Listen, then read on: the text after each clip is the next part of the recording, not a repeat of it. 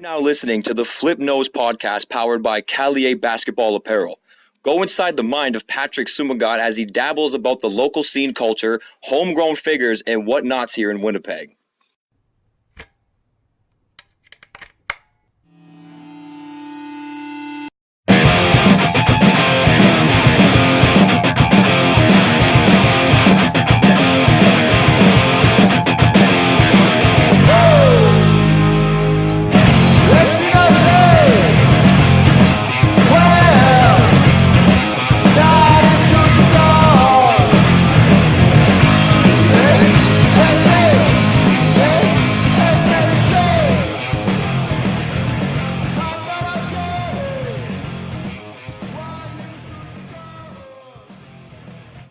I have a very special guest for you guys.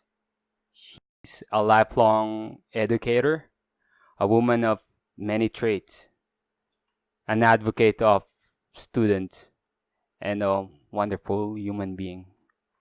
I welcome you, Jennifer Jantz. Thank you. Hello. So honored to be here. So the goal of the pod, like every episode, I explain it to the guests. Like I want this to be the hub of like people who do good for the city, and then like I can only picture, especially for like the education aspect. I can only think about you, Thank Miss you. Jan. So yeah.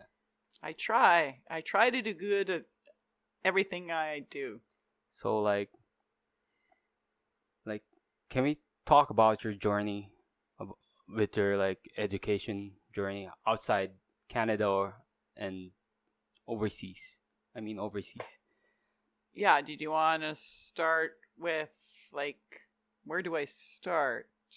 Like, because for me, like being a teacher, my take is you have to have this calling to do this. It's you have to have it in you. Mm-hmm. Because if you don't have, I don't know what's gonna happen. You're just gonna quit halfway. It's interesting you say that because I don't think I ever thought that I was gonna be a teacher, but as it turns out, my brother and my sister and myself are all teachers, and I think it's because now that I'm looking back at it, I think it's because of my dad, because my dad was a natural teacher, and so I think if his life would have been different, he would have been a teacher. So yeah, so I think we grew up with a excellent role model that way. So to piggyback with the education aspect, because not all people can do this. Like you have to have this certain patience, and it has to be like natural, because you like I know I've seen your work. I don't see you don't crack. Like I don't know where and how you like when you go home. How do you shut things off? Like I'm not a teacher anymore. Like just being natural with family and kids. I think I always am a teacher. I don't think I shut it off. I think it stays. That sort of mentality is just a way of being. That's why I say, like, I grew up surrounded by that because my dad was very much that way. Like, it was just a way of being. So it's very natural for me to be that way. So, like, the humanitarian aspect, if I put you in Africa, like, I'm just giving you, like, sure. Would you still, like, what are you there? Like, are you a teacher? Are you a helper? Are you an It's advocate? just part of my personality. Because I heard, like, from our previous conversation, you used to teach in New Zealand. Yeah. So when I started becoming a formal teacher. There wasn't a lot of jobs here in Winnipeg, so I applied to go overseas, and I got a job in New Zealand. And at the time, I didn't even really know where it was. So you taught for how long? It was over a year, less than 2 years. So it was wonderful, an excellent experience. How are the culture of the Kiwis? Yeah, it's not very different. In fact, it's very similar to Canada in that they have the same sort of issues with Aboriginal issues, and but I think they do a way better job of working through those issues and honoring indigenous issues that of their country. So I learned a lot there. So you about that. you sharpen your iron, kind of like in New Zealand. Yeah. So then, how did they treat you there? Were you like? It was great. Yeah, it was wonderful. So, like the kids or the other staff? The whole system, like. They were just so happy to have me there. Like, I didn't work in a big major city where everybody else wanted to work. I worked in a small kind of community. It was a small community similar to Kenora. Okay. I always say to people, like, it was a lumber mill town with a lot of people coming from like poor areas to work in the mill. So like when you went there, so because you're a foreigner, are they like, is she the solution or like is she the help?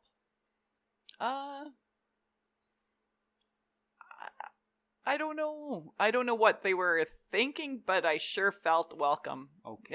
Yeah. But I think it's more because of my personality and I just got into the classroom and did my thing, and then people were happy. I can't imagine you being mad. I simply can't. Yeah. So what happens? So like after New Zealand, did you went back to Canada? I went back to Canada and then my husband and I got married.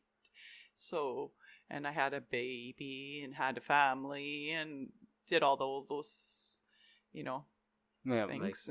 Family thing. Yeah. So, and then when I had my kids, we made a commitment that we would go back to New Zealand with the kids. And we also made a commitment that we wanted to make sure that our kids knew that we were in a privileged situation. And so we plan to travel with them. So like, what's your teaching philosophy? I know you're big with inclusion, which is like, it's sometimes you have to explain yourself, right? So like, what's your teaching philosophy? I believe that my job is to make every child love learning. Regardless of the circumstance. Regardless of the circumstance. That they should always feel as if they can learn. Which is, obviously, I've seen it, and you practice what you preach, basically. Well, thank you. And try. And again, like, you don't crack, like... I found myself in a situation where I'm working with kids who are really, really challenging, and I feel like if you stick to your reason for being, that it always works out. Like, there has not been a situation where I've found that I have never met a kid that can't learn. So, like, for every student, there like special details involved, like, and you have to be precise because like from what I've seen, you only have one shot at this, like to gain their trust. Like, or I you have wouldn't to say that. or you have to work on Yes. getting their trust. Yes. So in our experience, we're working with kids that are a lot older. Then yeah, it's harder. Yep. Right? Because they've already been hurt so many times.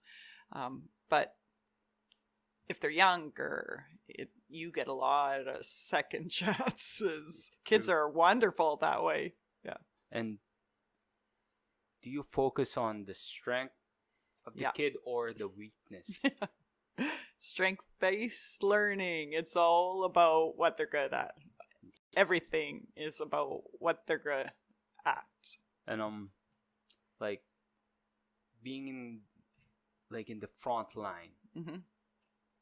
What shakes you? What part of the job that scares you? Like, it's a good question.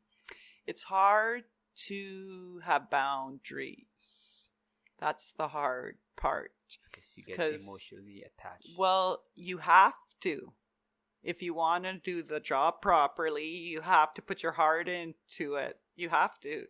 Otherwise, it doesn't work. And so where do you kind of draw the line? Because you have to be sincere and genuine to the kid. Because one thing they know, like, for they sure. smell.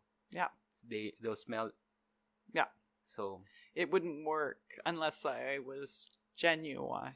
So like, you can't, like, from like what we've experienced, like, you can't read the script for the kid because they know, like, and especially you, like, they throw a lot. And so the whole love conquers all. Yeah, I believe that, but where do you draw the line? That's the hard part. And who's gonna pick up the rest? Like, when you go home, Jennifer, like, when do you shut off? Like, how do you release your, like, the tension? Like, because this is a high pressure job. Good question. I have a really good life. Like, I have a ton of support around me. I have a wonderful family. So I don't really need to look for that. Okay. I just have to go home. So when you go home, I'm just Jennifer, your mom. Yeah. Like, what? I have everything I need. And the reason why, because I have a lot of relatives, like, they want to specialize with, like, special needs students, and they're listening right now. So, Joyce, if anything, draw inspiration. I'm telling you, like, she's a wonderful person. Like, again and again, I may sound redundant, but she doesn't crack under pressure. Like, she doesn't crack. You don't hear her, like, raise her voice. I think it's important to know always that whatever kids are doing or saying, they don't, like, what they're saying or doing, you have to read behind what they're actually wanting you to know, right? So when they're swearing or punching or whatever, none of it is directed at you personally. None of it is personal. And so I never take any of it personally. Like, what are your observations, like, from your, like your old teaching days into, like, because for you, there's no, like, you can't stop learning. You have to learn also. There's different method. And I saw your Instagram post, what's her name again? Shelly. Oh, Shelley Moore. Yes. Oh yeah, I she's followed her. fantastic. I love Shelley Moore. Yeah, so what I like about her is that she takes a complex issue and makes it easy for people to understand. Like she takes all these ideas that I have in my head and just puts them so clearly on paper. So you can basically do a TED talk, Miss Jan. I don't know if I could. I can, like, from my experience working with you, like, I've seen it. That's like, our next project then. You and we can do like a TEDx, write something up.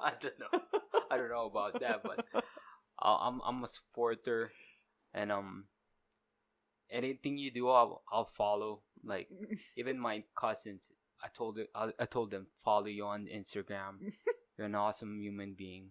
Like, anything, like a feel good story, I need to text you now. Like, Miss Jantz, can you do my pod for this episode? We're not gonna talk about like education, but you're just a bubbly person to be with, Miss. I would say the same about you. Okay. But I don't know if everybody else agrees. Like, my wife can vouch for it. So, like, and before, like, your resume speaks for yourself. Like, you can go places, Miss Jantz. You are a well-traveled lady. Mm-hmm. Like, I feel like you can do more if you chose to. I feel like, but I don't. I'm happy. like, I mean, like, mm-hmm. like, cause where I came from, like, my teachers are like always mad. Maybe because of the circumstances, but if you can inject, like, cause our problems is different, but if you sum it up, the kids, you can reflect to the kid, like, they're the reflection of the society. You know what? It was of a neat thing. We were in Cambodia, and we did some work with the teachers there. And the Cambodian teachers, most of them had never been students because they had grown up in a time where there was no school. And so it was really neat to work with them. And they were super. Do they have like a stick? No. They were, well, I mean, it was pretty traditional, but we were working with them to give them different ideas on how to teach. And are they like open with it, like, or? Yes. Yeah, they were open, but it was very new. It was such a new way of thinking for them. Yeah. In Singapore, the kids, they start school at 7. Mm-hmm. And they finish school at 5 p.m. I know. Oh, it's like terrible. The kids are like 8 years old. Like, I know. The optometrist and the optometrician, or like they're making a killing in the business area, because for sure everybody's every kid, they're wearing glasses. So what's your take about having fun, excelling in school, or having fun first and excel later? I think it's interesting that you say excelling in school, because what's that? Because really, what's important is just to love learning. Whether or not you get a certain mark on a test doesn't mean you're smart. It just means you're good at that test, right? So I think education is about teaching people to keep learning and that they are learners. It's like, as an immigrant, and what I observe about like the system here is they're more focused on the kids, because back home, and I can speak for it, because I'm a product of like a Catholic school and from a private school. All throughout my education, like parents are like, they're jockeying position. You should be number one. You can't be number two. And why? like even homeworks. Yeah, but why? Why did they want that for you? That's the biggest difference. That's one of the blessings that Canada gave to us and out, like especially to my kids.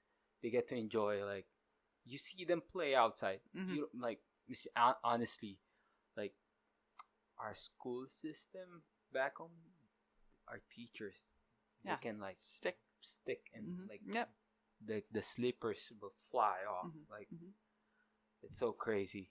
Yeah. But I feel like here you focus on love first. You love the kid, you love the student, and then you teach them when they're ready. Because they're curious, they're kids. So well, people will learn if they want to. Look at you. You figured this all out, right? So right? It's the same no matter how old you are. You're going to learn if you want to learn. And one more question about your teaching techniques. Because you're, as I mentioned, you're a well-traveled lady. So what are your observations from other countries? Well, I didn't really get to see the education system. Like, so when you're traveling, you don't see what people do every day. Like just in Cambodia, that was the only place that we actually got into schools. And we went to school in Singapore, but it was an international, like a American school. So yeah, I wouldn't know, which is unfortunate. I wish I knew more. Like from like experience in Cambodia, how are like their facilities? There's none? Well, they're very poor. Okay. Yeah, like,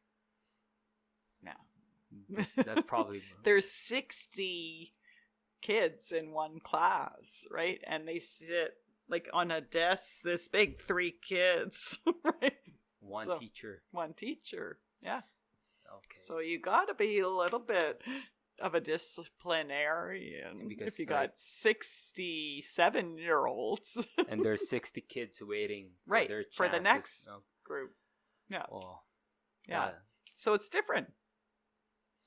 What are you going to do? Like, with the Flip Nose podcast, would love to thank you, Miss Jantz. It's been my pleasure. If my cousin... I'm sure she's following you already because I told her to follow you. Hi, Joyce.